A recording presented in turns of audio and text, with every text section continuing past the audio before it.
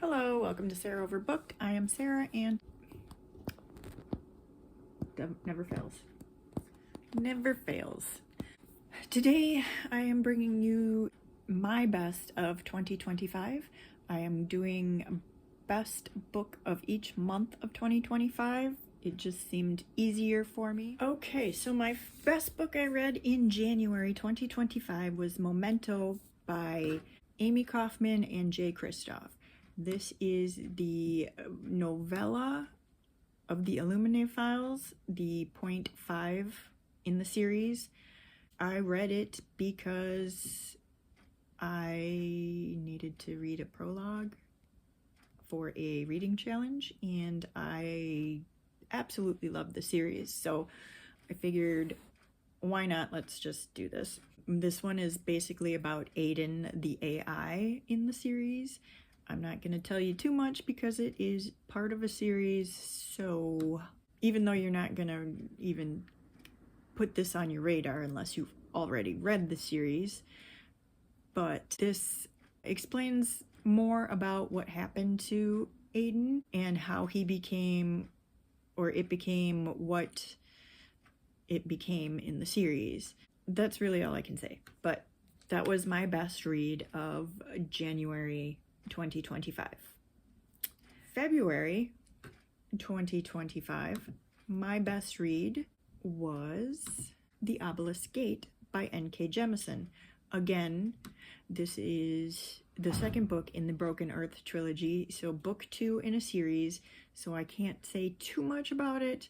I don't want to spoil anything, but this one, the season, which you're not going to really know what it is unless you read the first book, has progressed.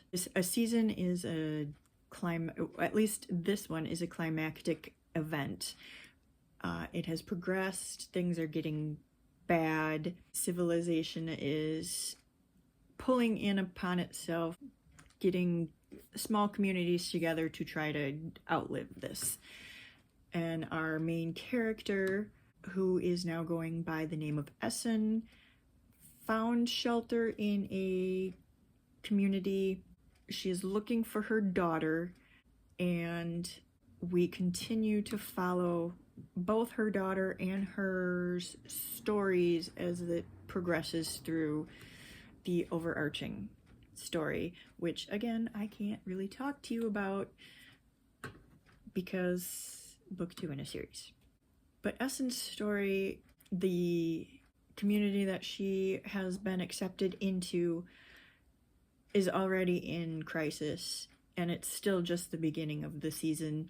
And we follow her and her companions as they deal with their issues, and her daughter is brought to a place where she is able to start to train to be able to control her powers. And it's vague and confusing, but it's a series review. And The Obelisk Gate by N.K. Jemisin, and I should be holding this up for this. I brought these over here for a reason. I didn't have the other two, but that's fine. Okay, so The Obelisk Gate by N.K. Jemisin is my best book of February 2025. And that confusing and obscure review is basically all I can tell you because it's book 2 of the Broken Earth series. March, best book of March was Confessions by Kanye Minato. This is also what I would consider best book of 2025 completely, the entire year. Pillow is in the way, and it's going to stay in the way. So Confessions, we finally hit one that is not a series, but it is a mystery thriller that is translated by Steven Snyder. So if you're not interested in Japanese literature, this one is not going to be for you. But basically, we start out Chapter 1, we're following a teacher who is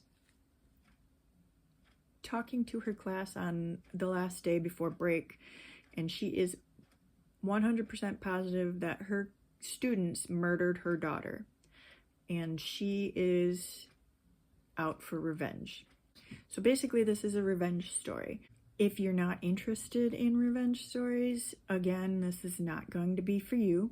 The difference in this and most stories is how it's told. This book goes through different perspectives of some of the key players in the incident of the tragedy that it says right here on the back. So I'm not giving you any spoilers. And each chapter is the viewpoint of that person that we are following, of what happened. So we're getting the same event over and over, but with different viewpoints. So we're getting different clues as to what was going on and seeing how other people were seeing the same event. Now, a lot of people think that this is very repetitive because of that, but each viewpoint was different enough and you got different information that I didn't find it repetitive like that. So this is my best book of 2025, which I read in March. April 2025, the best book I read was The Test by Sylvain Neuvel. This is set in Britain in the not too distant future, where our main character, Dear, is sitting for the British citizenship test. This story takes on questions such as what does it take to become a citizen of a country? What should a country test for to allow somebody to become a citizen? And how does one test for those qualities that they're looking for? And what are the consequences of taking a test like that? This hits on some heavy themes, and because it is a short story, it leaves those themes and the questions that are brought up about them hanging for you to interpret as you will. So everybody's going to get a little bit different out of this one. And some people are just not going to like it because they don't like the open-endedness that this book just leaves. I think it was done well. I think it was very interesting the way that they took the test, or the direction that they took the test in, and the way that they ended it. It's definitely not just a quick read where you read it and boom, it's over, that's done. No, it is there to make you think about what was done in here and how it was done, and it was just really interesting.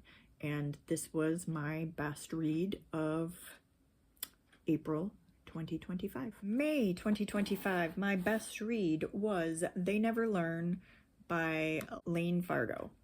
This is a dark academia mystery thriller, also another revenge story.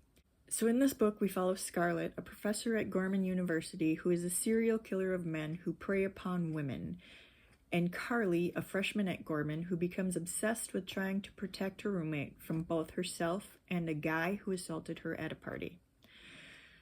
This book has a reveal pretty early into it that I thought was badly timed. I was actually sad after I read it because I thought the timing of it was going to lower my enjoyment of the book, but it did not. I do still think that it would have had a much bigger impact if the information was held on to longer than it was. But the writing and the story itself was compelling enough that it was still a great read, fun read, fast read, and my best read of May of 2025. So June's book, best book of the month, was Zombie Bake Off by Stephen Graham Jones. Now, if you've watched anything on my channel, you know that I am a huge Stephen Graham Jones fan, and it would have been surprising to not have him on this list at all. I've only put one on, and it will be in June for Zombie Bake Off. This is one of his backlists. It was published in 2012, and it is basically the story of zombie apocalypse coming at a convention center that is switching over from a baking competition show to a wrestling show. In the switchover, both groups are there, and the infection starts, and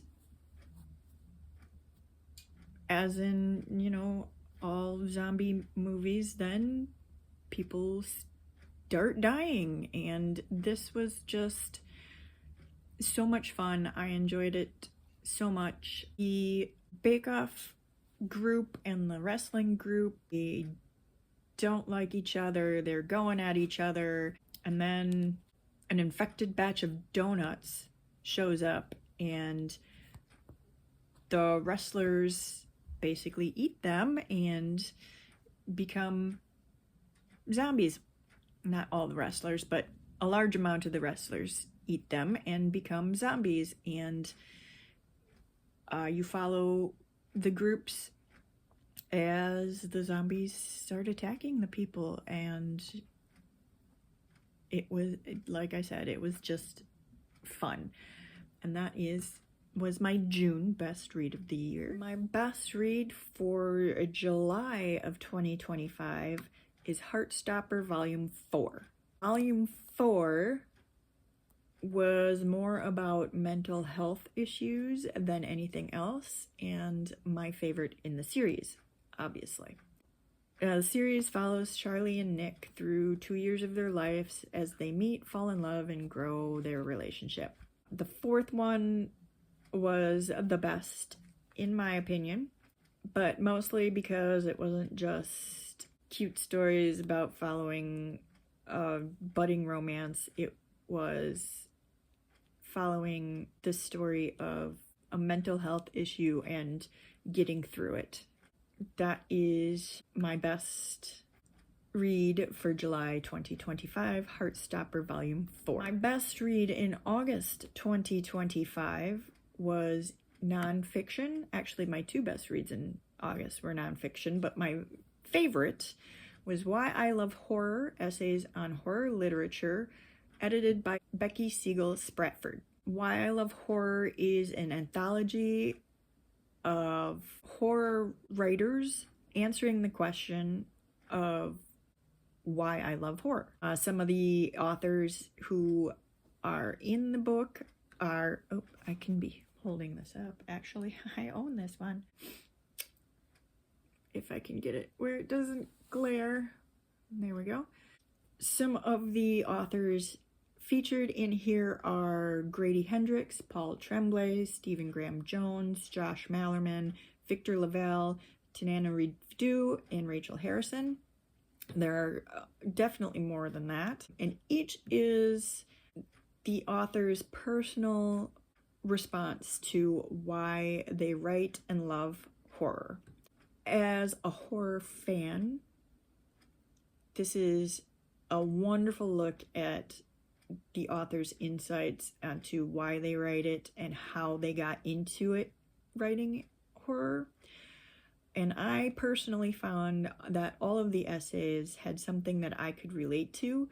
Now, this may not be the same for everyone, but I do think that everyone could find at least one essay in here that is relatable somehow, whether they are horror fans or not. And another part of this that I really loved was the editor put in book recommendations from the authors, each author, and recommendations in case you had already read from that author of other authors that they thought were comparable. So that is my best read for August of 2025. September 2025, I didn't have any 5 stars that month, so I am going to fly back to February and tell you about another 5-star read that I had in February of 2025, which was Red Sister, the first book of the Ancestor by Mark Lawrence. Now, here we go again. This is another series, so I'm not going to be able to tell you too much.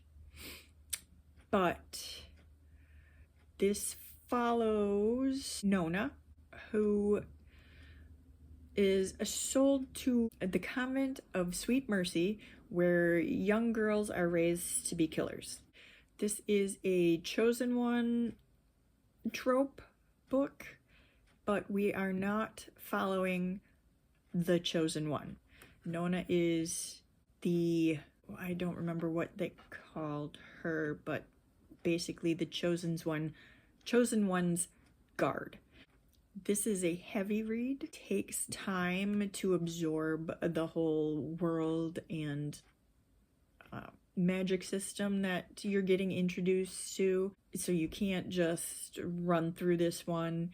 It's a world where children are taken from their homes and sold off to different places for different reasons. The 3 main places that they're sold to are the convent, the academy, and to fighting rings. The more of one of the it's a world where there are old races that have disappeared.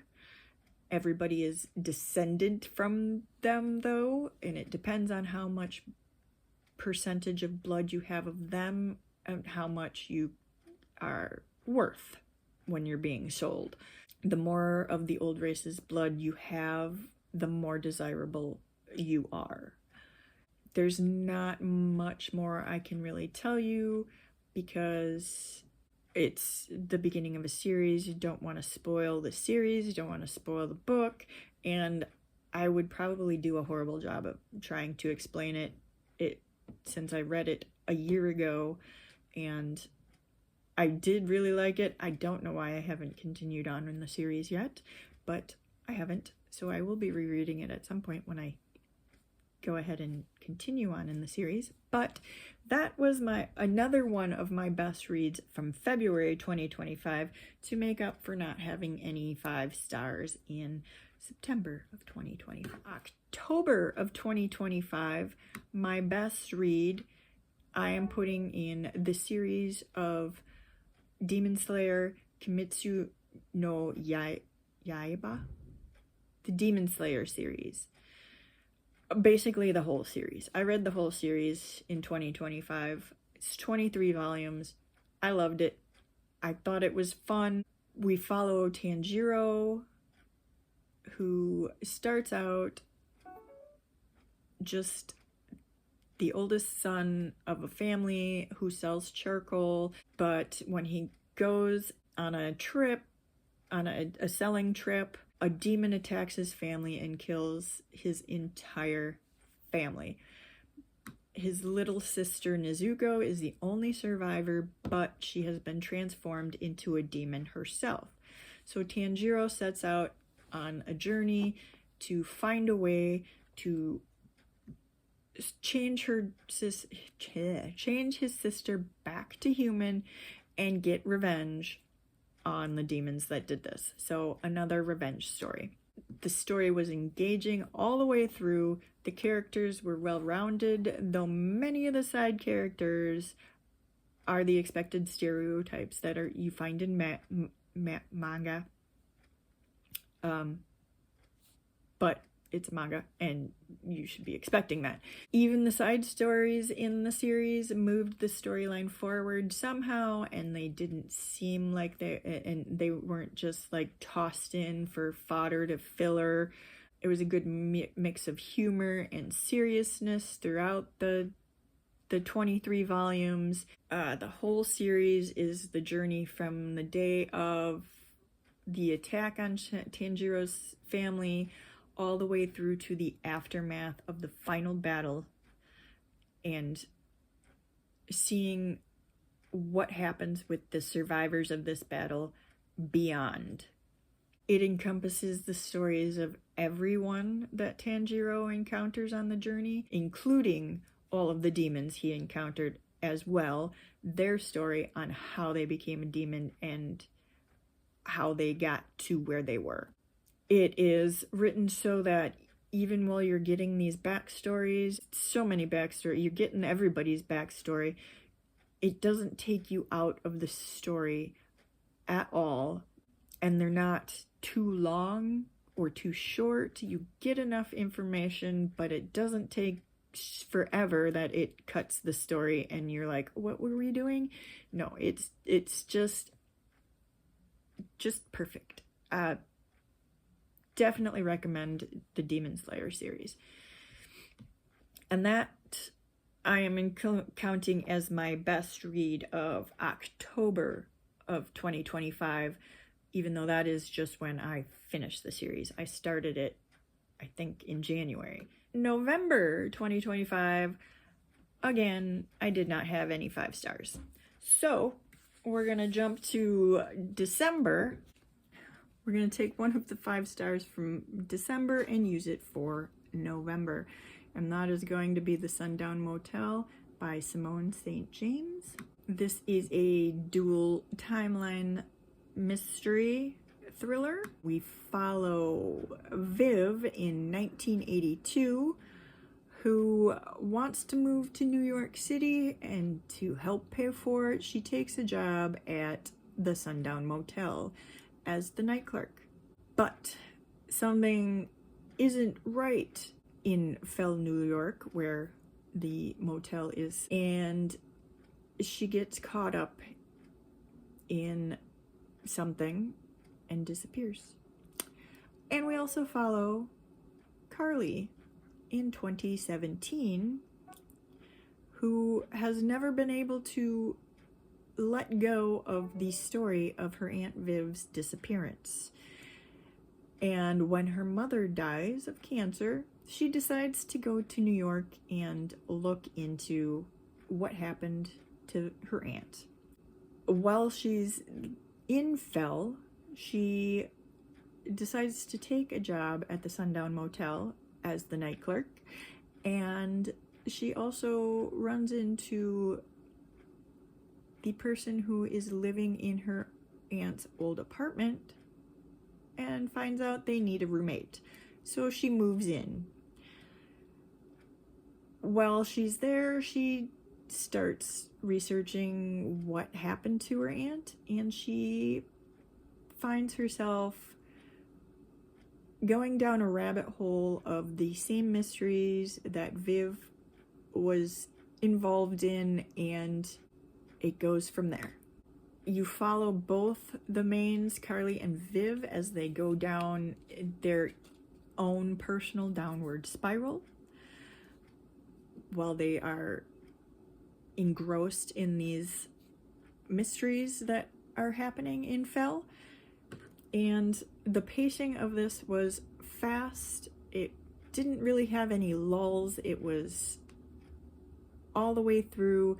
The main characters were fleshed out enough that you cared about their stories, about their downward spiral that they were going through. You wanted to know what happened to Viv. You wanted Carly to get closure. Yeah, this was one of my best reads of December 2025, taking place of having no 5 stars in November 2025. For December 2025, the best read I am going with, I had multiple 5-star reads in December: How to Become the Dark Lord and Die Trying by Django Wessler. This is book 1 in the Dark Lord Davi duology. Basically, this is a time loop story where we jump in at life 271, I believe. Oh, no, sorry. Life 237. I got 2 of the numbers right. So this has been going on for a while. And none of what's been happening to Davi is new. She's tried to be the hero and take down the all-powerful Dark Lord. That's what she was told she was there for. It's been 237 times she has failed to do this. And she keeps going back to start over again. So she decides she's had enough. She doesn't care anymore. She decides she needs to become the Dark Lord and screw saving the world. So she wakes up and changes everything that she has done, mostly. This was so much fun. It had me laughing out loud and chuckling all the way through the book. Wexler did a very good job in showing, in the writing, showing that after 237 lives, she was just fed up. She was jaded. He brought that attitude out really well. He also brings us into the world that they're in and introduces the magic system of the world smoothly and without huge unnecessary info dumps. Yes, there is some info dumps, but you have to have that when you're learning a new world and new magic system. But the ones in this book don't take you out of the narrative because it's just pages upon pages of explanations. It's well interweaved into the story. But a warning on this one, humor is subjective, so go into that with that knowledge. And also, it comes with its own content warning because obviously with a time loop, every time she dies, she comes back and she's on life 237. She has died multiple times and not always by somebody else. So there is that, and that is my 12th book, December 2025 best book. These are my best books of each month of 2025. There we have it. Finally done. Did you read any of these books? Did you enjoy these books as much as I did? Or do you have another opinion? Let me know down in the comments below. And if you would like to help me grow my channel but don't have anything to say, leave what do we want to leave in leave an emoji related to school to represent Confessions, my favorite book of 2025. I'll see you next time.